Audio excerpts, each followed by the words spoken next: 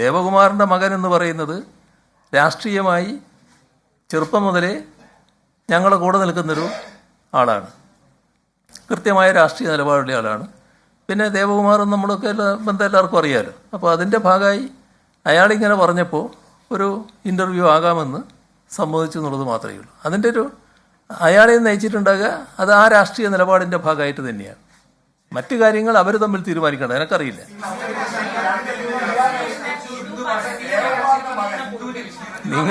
നിങ്ങൾ ഞാൻ പറഞ്ഞില്ലേ, നിങ്ങളെല്ലാവരും കൂടി പറഞ്ഞാൽ ആരെ ശബ്ദം കേൾക്കുക. അല്ല, CMA ഹിന്ദുവിന്റെ വിശദീകരണം വന്നിട്ടുണ്ട്.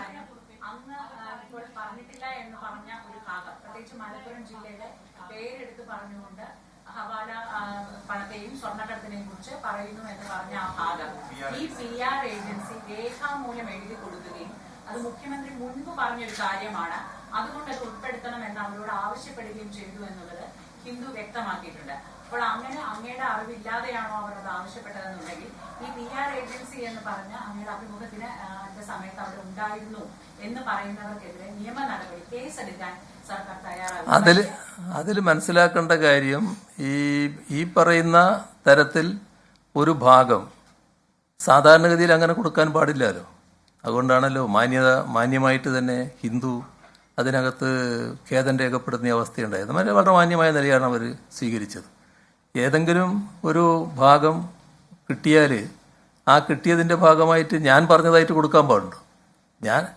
ഞാൻ പറയല്ലേ, ഞാൻ പറഞ്ഞ കാര്യങ്ങൾ നിങ്ങളെല്ലാവരും ഇപ്പോൾ എഴുതുക മാത്രമല്ലല്ലോ, ഫോണിൽ റെക്കോർഡ് ചെയ്യില്ലേ. ആ ഫോൺ അവിടെ വെച്ചുകൊണ്ട് റെക്കോർഡ് ചെയ്തുകൊണ്ടിരിക്കുന്നുണ്ടല്ലോ. ഇതിനൊന്നും ഞാൻ ഉത്തരം പറയാതിരിക്കുന്നില്ല. ആകെ ഉത്തരം പറയാതിരുന്ന ഒരു കാര്യം മാത്രമല്ല, അത് ഞാൻ പറഞ്ഞല്ലോ. ഈ അൻവറിൻ്റെ കാര്യം വന്നപ്പോൾ അത് ഉത്തരം പറയാൻ വിഷമിച്ചതുകൊണ്ടല്ല, ദീർഘമായിട്ട് പറയേണ്ടതാണ്. നേരത്തെ ഞാൻ ദീർഘമായി പറഞ്ഞിട്ടുണ്ട്, അതുകൊണ്ട് പറയുന്നില്ല എന്നാണ് ഞാൻ പറഞ്ഞത്.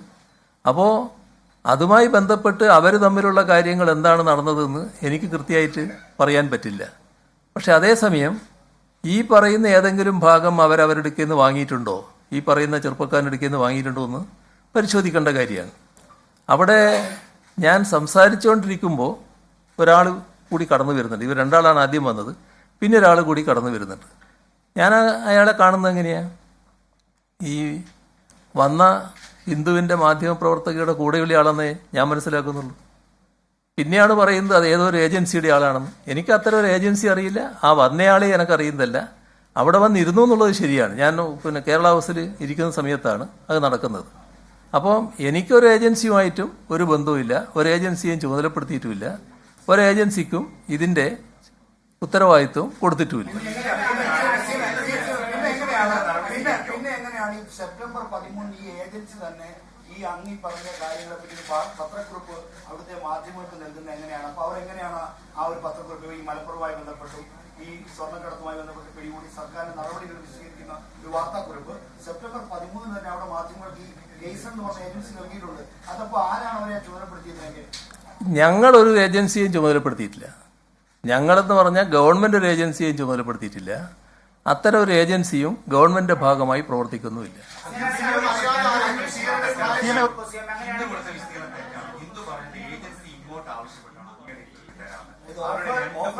നിങ്ങൾ തമ്മിലുള്ള മാധ്യമങ്ങൾ തമ്മിലുള്ള പോരിന് എന്നെ ഇടയാക്കരുത്. നിങ്ങൾ ആ വഴി സ്വീകരിക്കരുത്. ഹിന്ദുവിനെ പറ്റി ഞാൻ പറഞ്ഞു, ഹിന്ദു മാന്യമായ നിലപാടാണ് സ്വീകരിച്ചത്. നിങ്ങളാണെങ്കിൽ സ്വീകരിക്കില്ല. ആ മാന്യമായ നിലപാടെന്ന് പറഞ്ഞാൽ അത് ചെയ്യാൻ പാടില്ലാത്തതായിരുന്നു. മുഖ്യമന്ത്രി പറഞ്ഞ കാര്യങ്ങൾ, മുഖ്യമന്ത്രി പറയാത്ത കാര്യങ്ങൾ ഉൾപ്പെടുത്തിയത് ശരിയായില്ല എന്ന് തന്നെ അവർ വ്യക്തമായി പറഞ്ഞിട്ടുണ്ട്. അത്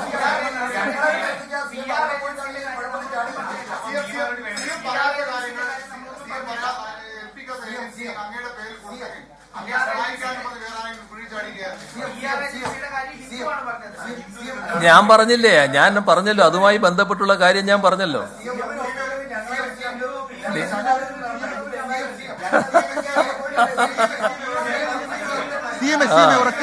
ഒരൊറ്റ ക്ലാരിറ്റി. CMA ഈ സംസ്ഥാനത്തിന്റെ ദുരന്തവുമായി ബന്ധപ്പെട്ട് ഖലീജ് ടൈംസ് എന്ന് പറയപ്പെടുന്ന പത്രത്തിന് താങ്കൾ ഒരു അഭിമുഖം കൊടുത്തിരുന്നു. ഖലീജ് ടൈംസ് എന്ന് പറഞ്ഞ അത് വളരെ ശ്രദ്ധയാകർഷിച്ച ഒരു അഭിമുഖമായിരുന്നു. നമ്മൾ ഈ PR ഏജൻസിയുമായി ബന്ധപ്പെടുമ്പോൾ അവർ പറയുന്നത് അവരാണ് അത് തരപ്പെടുത്തിയതെന്നാണ്. അപ്പോൾ ഈ ഖലീജ് ടൈംസിന് മുഖ്യമന്ത്രി ഇന്റർവ്യൂ കൊടുത്തത് ഏതെങ്കിലും ഏജൻസി വഴിയായിരുന്നോ? എൻ്റെ അടുത്ത് ഇന്റർവ്യൂ എടുക്കാറുണ്ട്, പല ഘട്ടങ്ങളിൽ എടുത്തിട്ടുണ്ട്. ഇപ്പൊ അല്ല, വർഷങ്ങൾക്ക് മുൻപേ എടുത്തിട്ടുണ്ട്. ഇപ്പോൾ അടുത്ത മാത്രമല്ല, വർഷങ്ങൾക്ക് മുൻപേ എടുക്കാറുണ്ട്. അത് ഗൾഫിലുള്ള പല മാധ്യമങ്ങളും അവിടെയുള്ള മലയാളികളുടെ സാന്നിധ്യം വെച്ചുകൊണ്ട് കാര്യങ്ങൾ പലതും അറിയാൻ താല്പര്യം പ്രകടിപ്പിക്കാറുണ്ട്. എന്താന്ന് എനിക്കിപ്പോൾ കൃത്യമായിട്ട് പറയാൻ പറ്റില്ല.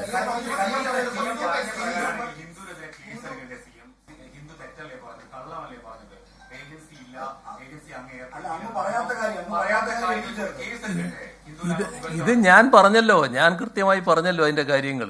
അതിന് അവരും മാന്യമായ നിലപാടെടുത്തല്ലോ.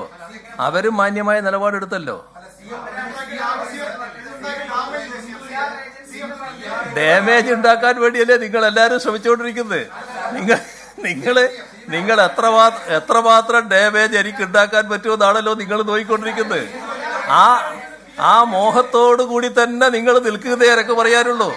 അതുകൊണ്ട് മാത്രം ഡാമേജ് ആയി പോകുന്ന ഒരു വ്യക്തിത്വമല്ല എനിക്കുള്ളത് എന്നത് ആവർത്തിച്ച് വ്യക്തമാക്കാൻ ഞാൻ ആഗ്രഹിക്കുകയാണ്.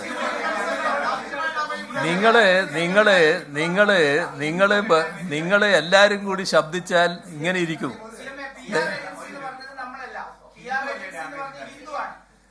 ഏത്?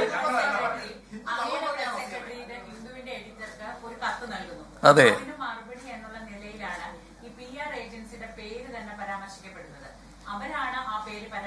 അതെ, അതിനാണ് ഞങ്ങൾ വ്യക്തമാക്കുന്നത്. അത്തരമെന്നല്ല, ഒരു PR ഏജൻസിയും ഞങ്ങൾക്ക് ചുമതലപ്പെടുത്തിയിട്ടില്ല. ഞങ്ങളുടെ ഭാഗമായിട്ട് ഒരു PR ഏജൻസിയും പ്രവർത്തിക്കുന്നില്ല.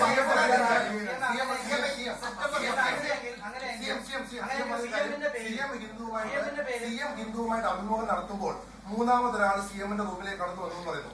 അത് സാധ്യമാണ്? ഒരു മുഖ്യമന്ത്രിയുമായിട്ട് ഒരു മാധ്യമം സംസാരിക്കുമ്പോൾ പുറത്ത് ഒരാൾ എങ്ങനെയാണ് അകത്ത് കടക്കാൻ കഴിയുക? CM അതിന് അനുവദിക്കാറുണ്ടോ? ഒരു മാധ്യമ പ്രവർത്തകയുടെ ഭാഗമായിട്ട് വരുന്ന ആളുകള് 1, 2, 3 ആളുകൾ ഉണ്ടാകുന്നത് വളരെ അസാധാരണമായ ഒരു കാര്യമല്ല. അത് സ്വാഭാവികമായിട്ടുണ്ടാകുന്ന ഒരു കാര്യമാണ്. അത്രയും അവിടെ നടന്നിട്ടുള്ളൂ.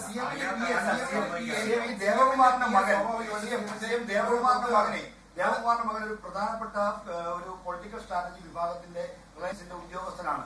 അങ്ങനെ വ്യക്തിപരമായി അറിയുന്ന ആളായിരിക്കും. പക്ഷെ അദ്ദേഹത്തിന്റെ കൂടെ വന്ന ആളും ഒരു കേസ് എന്ന് പറഞ്ഞ ഒരു PR സ്ഥാപനത്തിന്റെ ഹെഡാണ്. അപ്പോൾ ഇവർ രണ്ടുപേരും കൂടി വരുന്ന ഒരു ഇന്റർവ്യൂ തരപ്പെടുത്തി കൊടുക്കുന്നതാണ് ഇതൊരു വിശദീകരണം.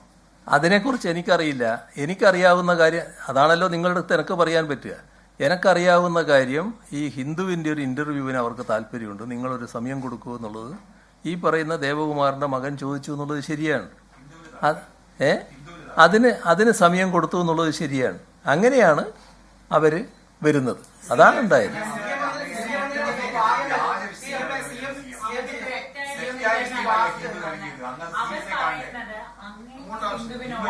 സംസാരിക്കാൻ താല്പര്യമുണ്ട് എന്ന്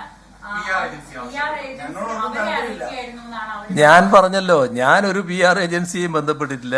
ഒരു PR ഏജൻസിയും ഞങ്ങളുടെ ചുമതലയിലില്ല. ഞങ്ങൾ ചുമതലപ്പെടുത്തിയിട്ടുമില്ല. നിങ്ങൾ പറഞ്ഞല്ലോ പൈസ കൊടുത്തത് എത്രയാണ്. ഒരു പൈസയും ഞങ്ങൾ ഒരു ഏജൻസിക്കും കൊടുത്തിട്ടുമില്ല. ആകെ ബന്ധപ്പെട്ടത് ഈ പറഞ്ഞ നമ്മുടെ ദേവകുമാറിന്റെ മകനാണ്. അയാൾ ഇങ്ങനെ ഒരു ആവശ്യം ഉന്നയിച്ചപ്പോൾ അത് സമ്മതിച്ചിരുന്നുള്ളത് ശരിയാണ്. അതിന്റെ ഭാഗമായിട്ടാണ് ഇന്റർവ്യൂ നടന്നത്.